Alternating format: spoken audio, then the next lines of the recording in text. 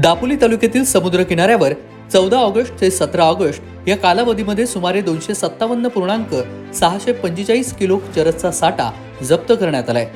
याची किंमत सुमारे 9,88,17,600 रुपये इतकी आहे। चरसच्या पॅकिंगवरून अफगाणिस्तान पाकिस्तानातून हा साठा आल्याचा अंदाज व्यक्त केला जातोय। ही कारवाई दापोली कस्टम विभाग आणि दापोली पोलीस यांनी संयुक्तपणे केली आहे। 14 ऑगस्ट रोजी स्वातंत्र्य दिनाच्या पूर्वसंध्येला संवेदनशील ठिकाणी सोबतच समुद्र किनाऱ्यावर सीमा शुल्क विभागाची करडी नजर होती।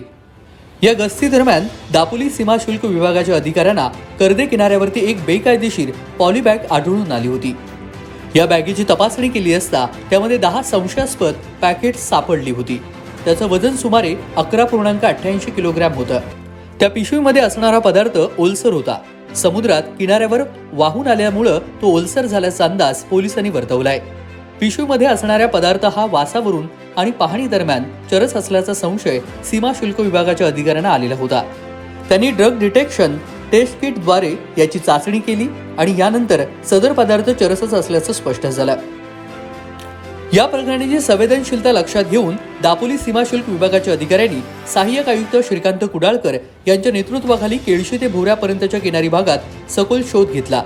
14 ऑगस्ट ते 17 ऑगस्ट या कालावधीमध्ये सुमारे 222.39 किलोग्रॅम चरस सापडलेला आहे। या चरसची अंदाजे किंमत 400 रुपये प्रतिग्रॅम ह्या हिशोबानं सुमारे 8,88,15,600 रुपये इतकी भरली। दापोलीमधील मुरुड ह्या ठिकाणी कासव मित्र सकाळी टेहळणी करायला गेलेले असताना संशयास्पदरित्या बॅग सापडलेल्या होत्या।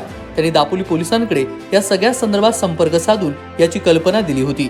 त्याची शहानिशा केली असता त्यामध्ये 15 पिशव्या सापडलेल्या होत्या। याचं वजन 17.255 किलो इतकं भरलं होतं। याची अंदाजी किंमत 59,02,000 रुपयांच्या घरात होती। दापोली पोलिसांनी सुमारे 25.255 किलोग्रॅम चरस साठा जप्त केला होता। सीमा शुल्क विभाग दापोली यांच्या माध्यमातून 14 ऑगस्ट ते 17 ऑगस्ट समुद्र किनाऱ्यावरती गस्त घालण्यात आली असता 15 ऑगस्ट रोजी कर्दे ते लाटगर बीच या दरम्यान त्यांना 34.91 किलोग्रॅम चरस साठा सापडला, ज्याची अंदाजी किंमत 1,36,36,400च्या घरात आहे।